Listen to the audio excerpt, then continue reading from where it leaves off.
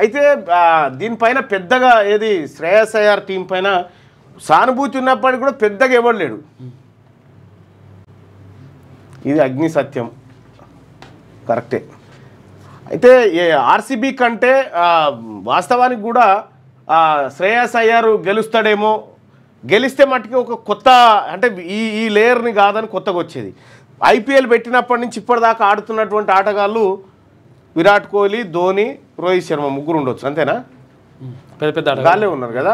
ఇక మనీష్ పాండే ఒక్కటే టీంలా, ఒక్కటే కోహ్లీ ఒక్కటే పట్టుకొని ఉన్నాడు. ఇక ఒకటే పట్టుకొని ఉన్నాడా, దాన్ని పట్టుకొని ఉన్నాడు.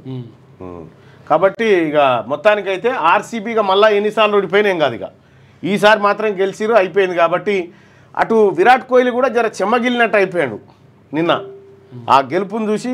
మరి లాస్ట్ కూడా కొంపలు అంటుకుంటుండే చూడు సుమా. లాస్ట్ ఓవర్లో నేను పొద్దుగాల చూసిన అది ఏందో వీడియోలో, లాస్ట్ ఓవర్లో 6 బాళ్ళు ఉంటే ఎన్ని రన్లు కూడా 29 కొట్టాలనుకుంటా. 29 కొట్టేది ఉంటే ఫస్ట్ 2 బాళ్ళు వేస్ట్ అయినాయి, ఆ తర్వాత 3 6లో 4. ఇందులోకైనా ఒక్క బాల్ వాడినా కథం అయిపోయేది. ఫస్ట్ 2 4 తోటి ఇంకా ఈ 4 బాళ్ళల్లో ఒక నోపు పడుతుంది అనుకో, ఈ కథమే అయిపోయేది మొత్తం. వీళ్ళ పొరగాళ్ళంతా గుండె పరిగెట్టోళ్ళు వీళ్ళంతా. అంటే మరి వాస్తవానికి మనకు కావాల్సింది కూడా ఇదే.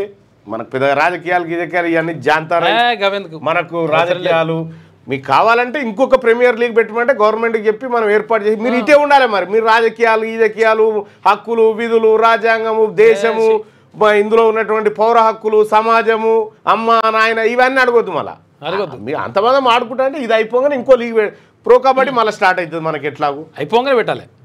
ప్రో కబడ్డీ ఎందుకు మనకి ప్రో కబడ్డీ కూడా వచ్చేస్తుంది. ప్రో కబడ్డీ వస్తుంది, ఐపీఎల్ వస్తుంది. అది అయిపోగానే ఇక రకరకాల గణపతులు, ఇది బక్రా, దసరీ, బక్రీద్ అన్ని వస్తూనే ఉంటాయి. మనం ఈ గుంపులకైనా బయటికి వెళ్ళొచ్చు. మా ఇప్పుడు బోనాల పండుగ వస్తుంది, 40% కాదు 50. పంజాబ్ గెలిచినా రోడ్ల మీదకి వచ్చి ఇదే పటాకులు కాల్చేటోళ్ళు. పటాకులు ఎందుకు వేస్ట్ చేస్తారా?